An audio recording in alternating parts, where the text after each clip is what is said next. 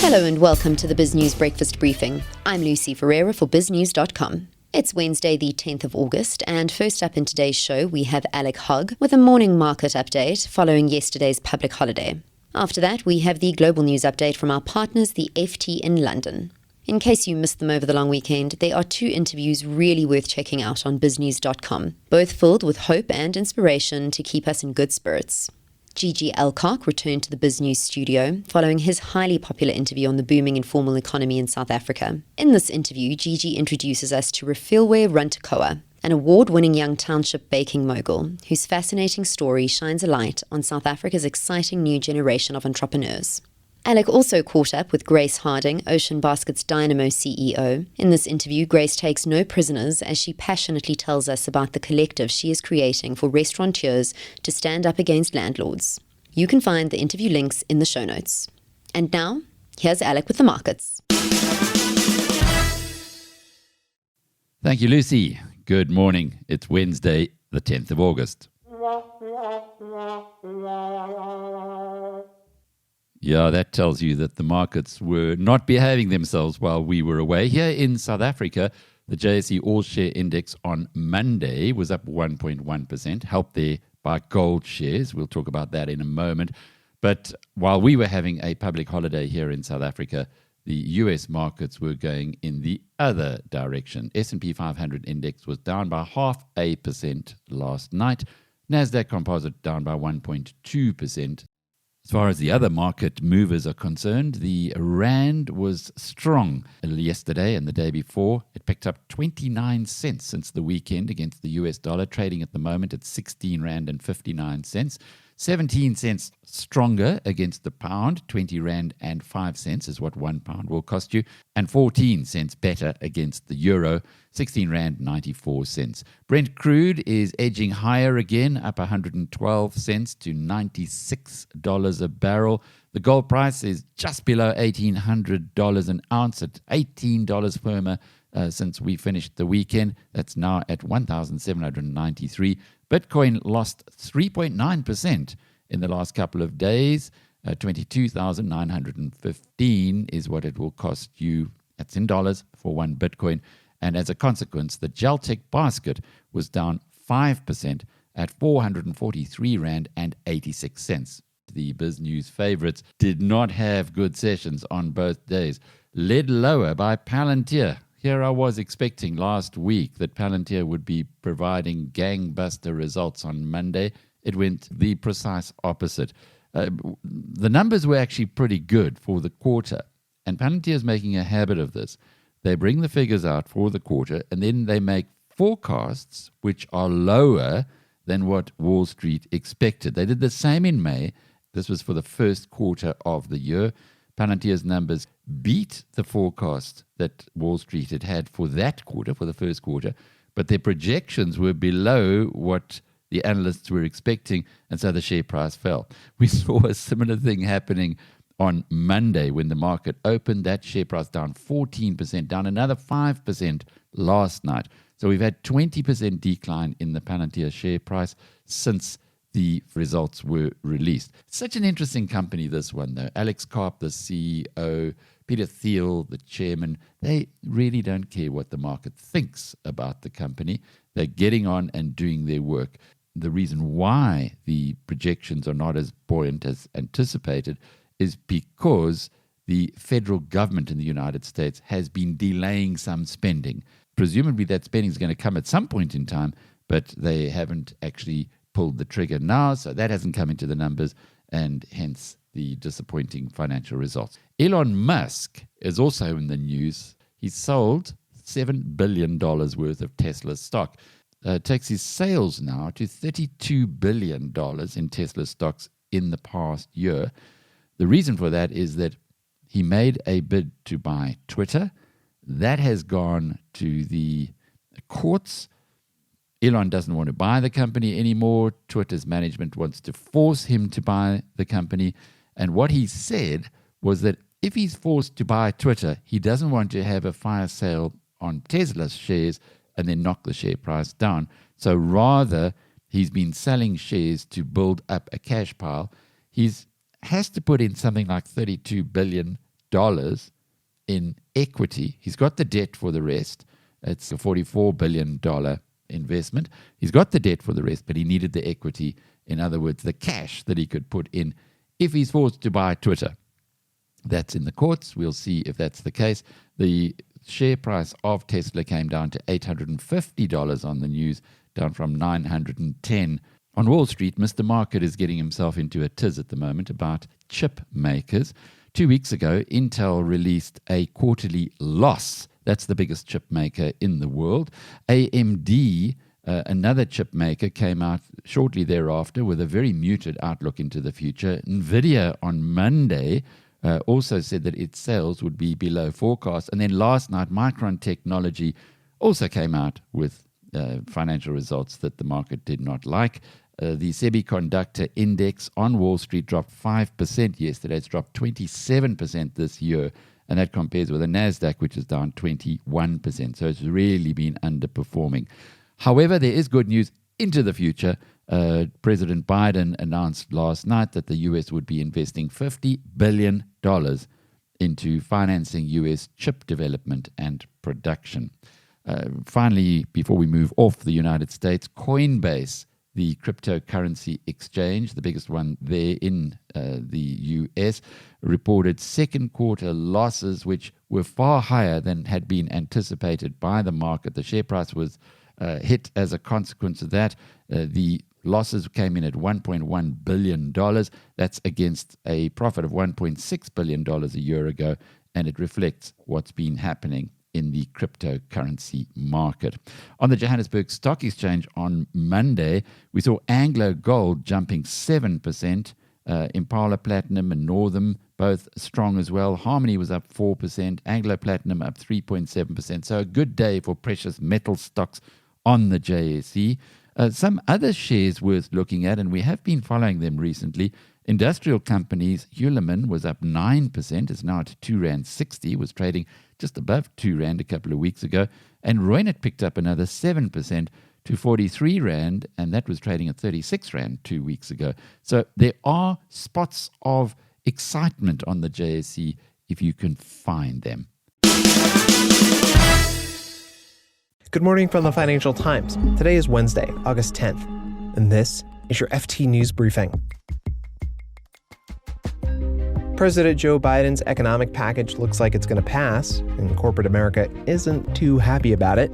We'll get an update on Russia's invasion of Ukraine, and tennis legend Serena Williams is retiring.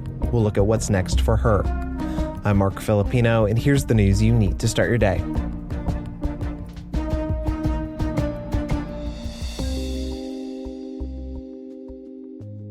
One of Taiwan's biggest technology companies is stuck in the middle of heightened U.S.-China tensions. Foxconn is a major contract manufacturer for Apple and other tech giants.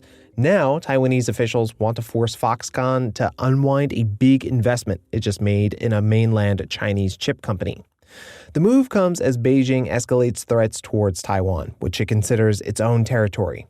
Taipei's move to unwind Foxconn's $800 million investment in China is seen as a way to align itself more closely with the U.S.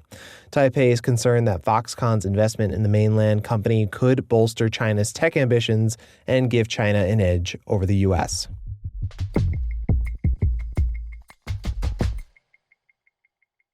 President Joe Biden's tax and climate package looks like it's going to pass the House of Representatives and become law in just a few days. It's a huge win for the president and Democrats, but the tax part of it has left America's biggest companies very unhappy. The FT's Washington bureau chief James Politi explains. Well, they're quite upset, mainly because of the tax increases that are included in the package, which are used really to pay for some of the spending measures and also to make sure that the deal actually ends up reducing the deficit, which is one of the key claims to sort of the fact that it can bring down inflation over time. But the business community is not happy with the fact that the bill sets 15% minimum tax on the income of the largest corporations, and also introduces a 1% tax on share buybacks. Those are the two main features that are most upsetting to corporate America. This can't be a surprise, though, James, can it? I mean, the Biden administration must have known that it was going to anger big business with these tax provisions.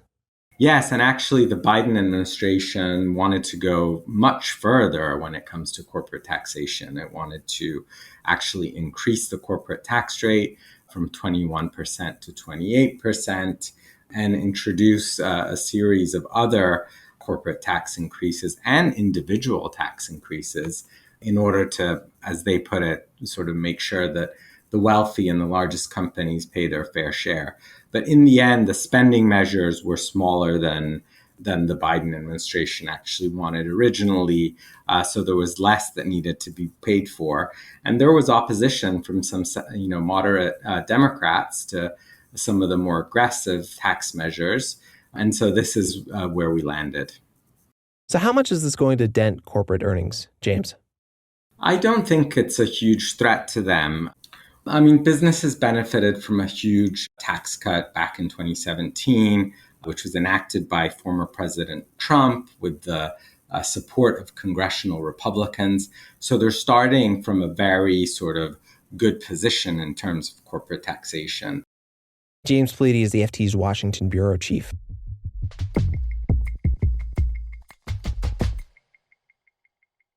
The U.S. this week approved $1 billion in additional military aid for Ukraine, just as Kyiv is getting ready for a new offensive in the southern part of the country.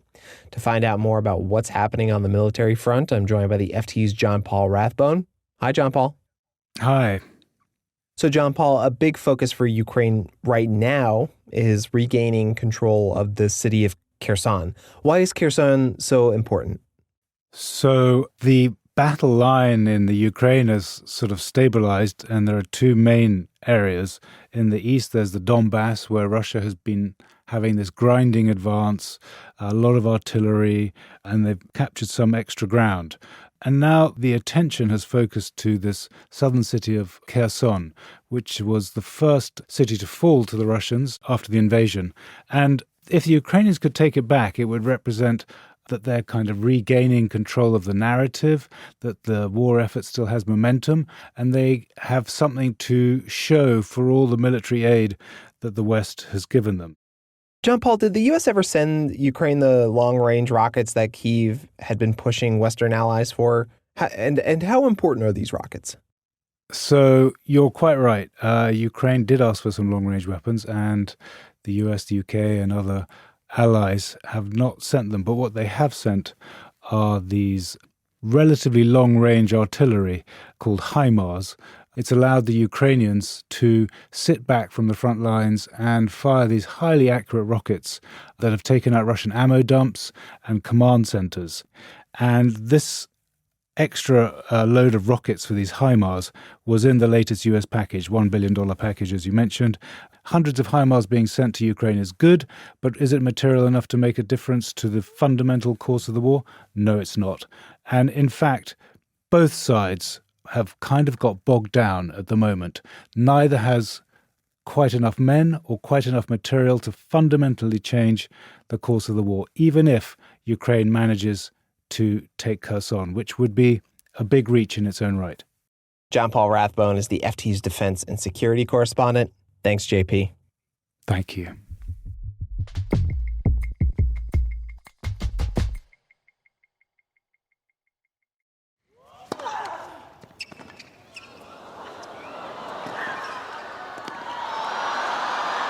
And Serena smashes Steffi's record. It's number 23. She changed tennis. She changed tennis fashion. And now Serena Williams is planning to change the world of business. Yesterday, the tennis legend announced that she plans to retire soon. She wants to focus on her family and her financial ventures. Here's the FT's Sarah Germano with more details. Serena has this venture capital firm called Serena Ventures, which earlier this spring closed its first funding round of $111 million. And to date, they've made 55 investments, mostly seed stage investments in startup companies.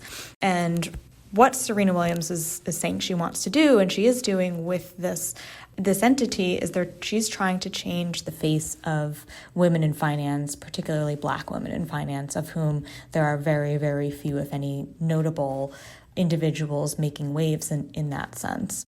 And Serena Williams is also incredibly active in sports ownership, right? Yeah, I definitely think we should talk about her influence in sports ownership. She has a minority stake in the Miami Dolphins, which is the NFL team. She's one of the founding co-owners of the new women's football team that's soccer in the U.S. in Los Angeles called Angel City. And she was part of what was ultimately a losing bid for Chelsea Football Club. And so outside of these venture investments, we're seeing Serena get more into the direction and ownership of sports clubs. And that's something that is a realm of the industry that there definitely could be more female and especially Black influence in. Serena she's so extraordinary. She's so unique. Could she be hard to emulate? I guess, to what extent could people follow in her footsteps? It's a great question, and we've already seen her do that with tennis, right? Naomi Osaka, who has exceeded Serena already in net worth, has been very vocal and open about how, she got into tennis because Serena Williams, and we're already seeing that next generation come and achieve success. She made it okay for women to be who they are and, not necessarily conform to what society traditionally expects women to do, how they behave, how they celebrate victories, how they express frustration. There are very few people in her league who have this amount of demonstrated tangible success. And if she's setting out her expectation that she wants to translate all of those skills to the business realm, people better watch out. Sarah Germano is the FT's U.S. sports business correspondent. You can read more on all of these stories at FT.com. This has been your daily FT News Briefing. Make sure you check back tomorrow for the latest business news.